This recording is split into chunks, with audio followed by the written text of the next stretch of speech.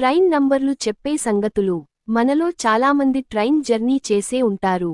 అయితే ప్రతి బోగీపై ఓ నంబర్ ఉండటం మీరెప్పుడైనా గమనించారా? 2 ఇంగ్లీష్ అక్షరాలు, 5 అంకెలు ఉంటాయి.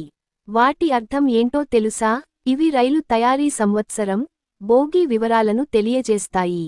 ఉదాహరణకు బోగీ మీద NC 1, 4, 3, 2, 8 అని ఉంటే NC అనే అక్షరాలు నార్త్ సెంట్రల్ జోన్ను సూచిస్తాయి. తర్వాతి అంకెల్లో మొదటి 2 అంకెలు ఆ రైలు తయారైన ఏడాదిని తెలియజేస్తాయి. అంటే 2014 అన్నమాట. ఇక చివరి 3 అంకెలు రైలు బోగీ రకాన్ని సూచిస్తాయి.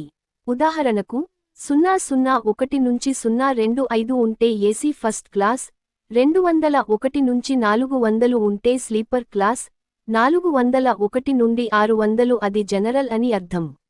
ఇలాంటి వీడియోస్ కోసం ఛానెల్ని సబ్స్క్రైబ్ చేసుకోండి. Thanks for watching.